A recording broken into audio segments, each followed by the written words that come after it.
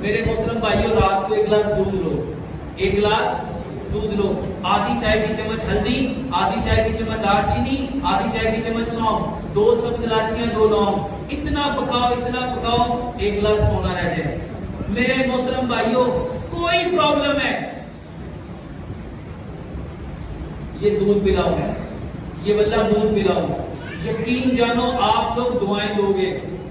5ویں اور آخری چیز، نبی صلی اللہ علیہ وآلہ وسلم نے، بلکہ اللہ تعالیٰ نے قرآن میں 2 چیزوں کی قسم کھائی، ایک زیتون ہے، ایک انجیر ہے، اور نبی صلی اللہ علیہ وآلہ وسلم نے فرمایا انجیر کھاؤ، یہ جنت کے پھلوں میں سے ایک پھل ہے، اور زیتون کے بارے میں فرمایا اگر لوگوں کو یہ جو زیتون ہے اس کو کھاؤ بھی، پیو بھی، اور اس کی مالش بھی کرو، یہ مقدس درخت کا تیل ہے، یہ مقدس درخت کا پھل ہے۔ میرے محترم بھائیوں 3 انجیریں لو، اس کو زیتون کے تیل میں ڈپ کر لو،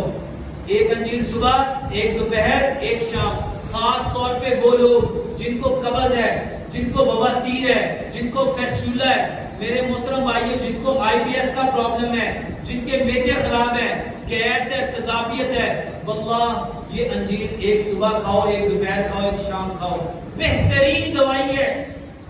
جتنے لوگوں کو کڑال پڑتے ہیں کریمز، اس کی بہترین دوائی ہے یہ 5 دوائیاں،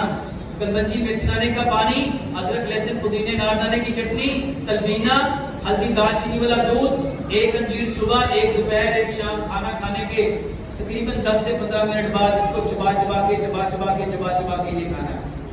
میرے محترم بھائیوں یہ 100 بیماریوں کا علاج ہے۔ کوئی بیماری ہے یہ 2 کام، پکانا کیسے ہے، کھانا کیسے ہے، اور یہ 5 دوائیاں، یہ 3 کام کرو، واللہ بہترین علاج ہے۔